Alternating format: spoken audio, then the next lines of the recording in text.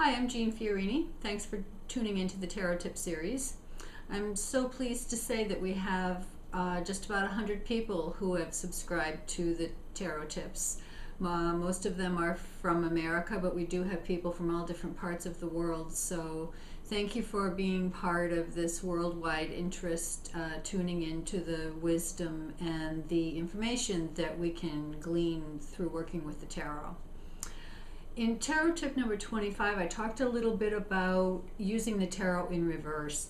In other words, not looking for the answer or for some information, but using intention and images to create your reality. And what we're going to talk about today is somewhat related to that.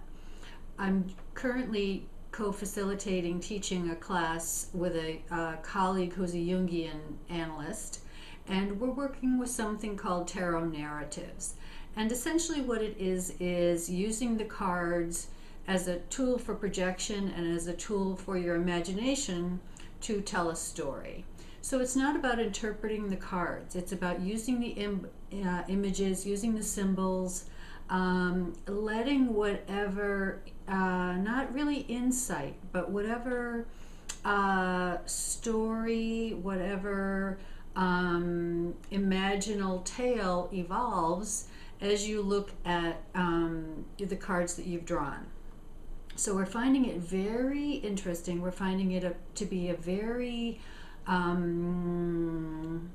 effective way to use the cards as a self-development and a self-awareness tool, to use the tarot cards to tell your story. So I thought I would put out 3 sections of cards. I'm gonna pull 3 cards for the beginning of your story, 3 cards for the middle of your story, and 3 cards for the conclusion of your story. Now, let me just make a few comments here. There is no such thing as a right answer here. There is no one right story. The thing to be playing around with here is to allow the images to talk to you.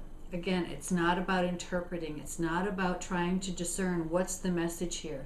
It's more a creative imagination process. It's a free-flow writing process. You might think of it as automatic writing, but using the tarot cards as the vehicle to allow some story to emerge. So I'm going to pull out 3 separate sections of cards. The first section is going to be for the first part of your story, the second for the middle of your story, and the third section for the end of your story. And as you're inclined and as you have the time, take some a half hour or whatever and work with the cards that we got, see what kind of story emerges for you, and then take a little time and reflect on what that story might be saying to you. Is it something that you recognize going on in your life? Is it some part of your psyche that's trying to inform you somehow? Is there new information there? Are there familiar symbols and images and dynamics going on there? So use it as a creative tool, as a personal reflection tool. Again, try to avoid, many of you probably do know quite a bit about the tarot. It's not important to be thinking about what the card means. We're not going to interpret. We are going to use imagination and self-awareness, self-reflection as the goal here. So let's go over to the table. I'm going to pull out 3 cards, 3 sets of 3 cards, and we'll see what we get. I thought rather than drawing the cards in advance, I would draw them live, so to speak. So the first 3 cards are going to be the beginning phase of your story, setting the scene, maybe talking about the people who are involved, setting the tone for what might be, let's say, the introduction of your story. So the first 3 cards: 4 of Cups, 5 of Swords, and the High Priestess. We won't use reversed with our exercise here. So those 3 cards are going to be the components, or the launch pad, if you want to say, for the first part of your story. So in the class that the colleague and I are facilitating, we give people 8 to 10 minutes to really let the story unfold in your own mind, and take a few moments to write that down. I'm not going to take that time right now. You can put this on pause to work with those first 3 images in whatever way you would like to. So that's the introduction to your story. You could think of the second part of your story as the rising action and the moving toward the climax of your story.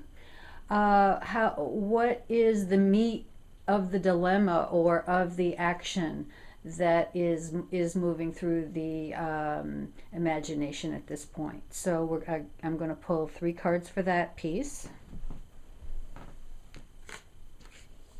10 of Wands, 8 of Wands, 4 of Pentacles.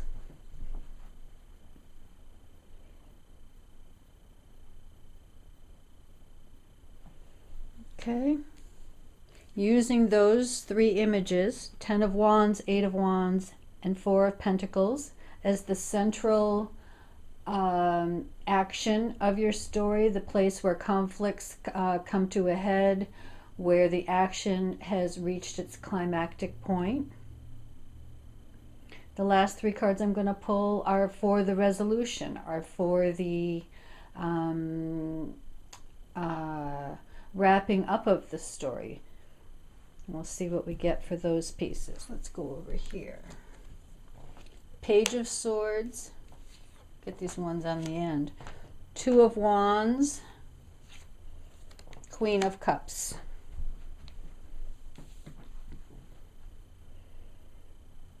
Okay, so let me say that you could expand this. Actually, in class, we are using 5 sections of 3 cards rather than 3 cards, or 3 sections. I wanted to keep it somewhat simplified for the purpose of the tip here.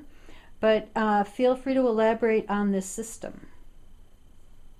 The main thing I wanted you to take away from this tarot tip is that the cards can be used in so many ways rather than trying to inform us directly, rather than us posing a question and looking for some guidance or some answers. This Tarot Narratives is a great way to use the cards to give your imagination and your creativity a little poke, a little prodding. It's a great way to learn some things about yourself. I think that in the class that we're doing, I want people to learn a little bit about tarot and a little bit about Jungian psychology and some of the precepts there. But really the main purpose of the class is to learn about yourself. So this is, I think, a really interesting, playful way to work with your tarot cards, and I hope you have fun with it. So thanks for joining. We'll see you next time.